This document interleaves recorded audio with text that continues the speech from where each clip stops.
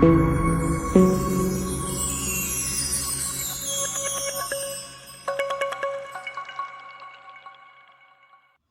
teman-teman, apa kabar semuanya? Semoga teman-teman dalam keadaan sehat walafiat ya. Semoga semuanya dijauhkan dari segala macam penyakit dan mara bahaya tentunya, oke? Nggak pakai lama ya. Di video kali ini aku masih dengan tema videoku sebelumnya ya. Ini kenapa sih keluargaku bisa diteror ya, jadi aku masih mau melanjutkan cerita itu, oke guys. Dan langsung saja ya, biar teman-teman nggak bosen ya, jadi langsung saja ceritanya. Oh ya, kemarin itu sampai mana, sampai keluargaku diancam ya, suamiku diancam di pagi hari ya, didatangi rumahku, didatangi orang ya. Oke, ceritanya gini guys.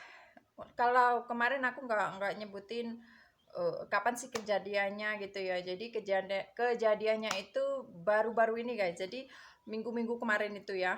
Jadi kejadiannya itu baru saja minggu kemarin ya. Dan aku kenal temanku ini baru beberapa bulan yang lalu. Aku lupa deh ya, mungkin ada 3 atau 4 bulanan deh, lupa aku ya kapan. Jadi bukan temen lama maksudnya, tapi udah kayak temen lama ya, karena sering ini ngobrol gitu loh. Dan ini guys, ceritanya itu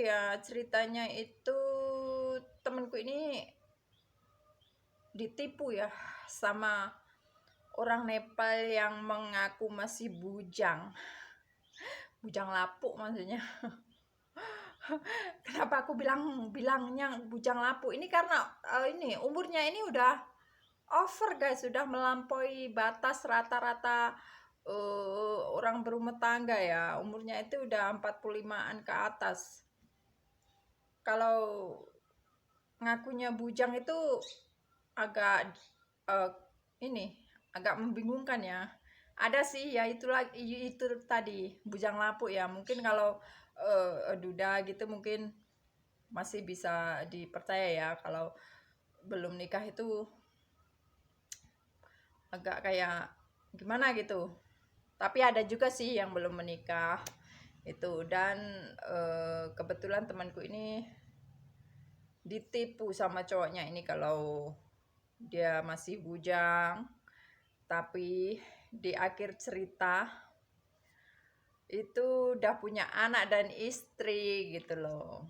Jadi dalam kasus ini temenku juga menurutku nggak salah sih, tapi nggak tahu ya, mungkin pemikiran orang lain-lain ya. Jadi kebetulan temenku pertama kali itu dikasih tahu kalau cowoknya ini belum punya istri, dan mereka itu berencana mau menikah itu ya. Jadi akhirnya temanku ini dia pengen datang ke Nepal, makanya dia browsing-browsing, nyari-nyari berita gimana sih datang ke Nepal, gimana gitu ya. Jadi dan akhirnya kejadian itu, dan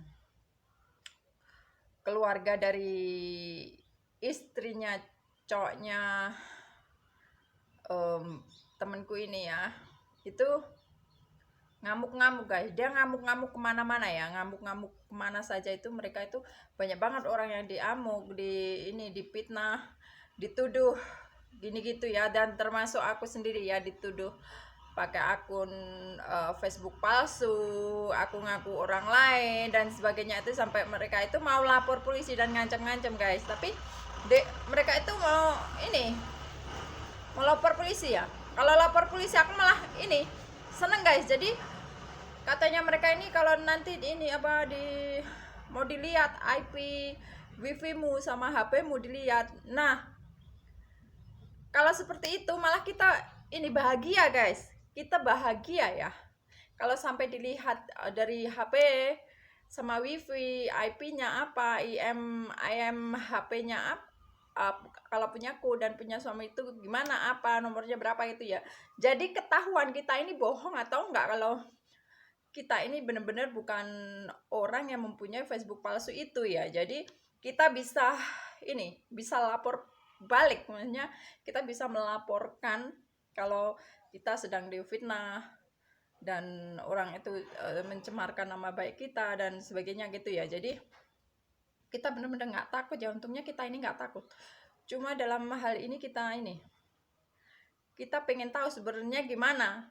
Tapi cowoknya temanku ini ditelepon di SMS nggak balas guys, nggak diangkat, nggak telepon balik, kayak apa ya, orang sudah bikin heboh jagat maya ya umpamanya, dan bikin teror tapi nggak mau telepon balik, nggak mau minta maaf ya. Kok bisa gitu loh, cuma diem aja gitu, tapi keluarganya udah heboh, fitnah sana sini dan sebagainya ya. Jadi terus yang kemarin orang yang datang ngancem itu juga gitu guys, juga nggak ada berita lagi. Jadi mereka itu menghilang begitu saja ya, seperti jailangkung.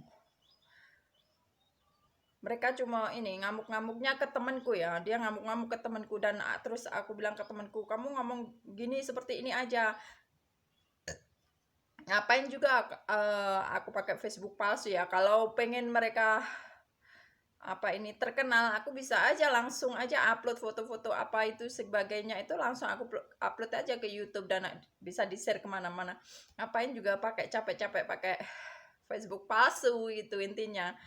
Jadi kayak sesuatu yang nggak penting menurutku, itu sangat-sangat menyita waktuku yang begitu menyibukkan diri, yang begitu sibuk intinya itu pakai Facebook palsu dan sebagainya. Itu menurutku wasting time guys, sangat nggak penting banget, kayak menyita waktu gitu loh. Aku aja punya Facebook jarang update, Instagram juga jarang update, dan udah emak-emak ini udah sibuk dengan kehidupan sendiri di rumah, jadi nggak ada waktu untuk pakai ini Facebook palsu dan sebagainya. Kayak orang muda yang penuh waktunya banyak ya. Jadi menurutku hal-hal seperti itu nggak berguna sekali, sangat menyita waktu ya. Dan aku juga pribadi nggak suka, orangnya ini nggak suka kalau ada masalah, nggak suka sembunyi-sembunyi ya. Jadi langsung aja cepet diselesaikan ya. Jadi dan aku mau ngomong apa dan mungkin ini videonya sampai di sini dulu ya guys. Dan aku mau pesan untuk temanku ya, semoga mbaknya sabar, semangat. Kalau diancam orang atau diteror orang, diam aja, nggak usah dibalas, daripada ntar sakit hati ya. Dan jadi biarkan saja ya, karena intinya karena mbaknya juga udah terkenal ya sekarang juga udah terkenal, jadi biarkan saja orang yang meneror itu, biarkan saja gitu loh, nanti dia akan capek sendiri ya, pasti mereka akan berhenti sendiri gitu. Pesanku itu aja. Dan untuk yang punya Facebook palsu itu, entah siapa, entah cowok entah cewek, orang Nepal atau orang Indonesia atau orang Filipina atau orang mana saja, itu semoga lekas sadar ya, jangan membuat heboh dunia maya. Kalau ada masalah atau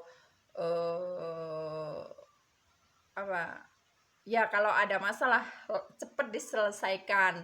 Mungkin yang punya Facebook palsu ini tinggal di Nepal atau di Indonesia atau di Filipina atau di luar negeri lainnya, di mana saja itu ya.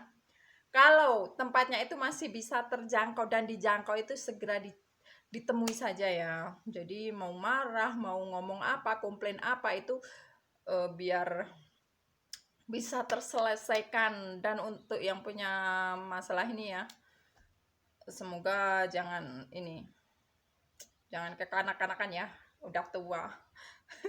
Tapi kalau aku ngomong seperti ini, mungkin juga kalau itu orang Nepal atau orang mana pasti nggak paham juga ya. Jadi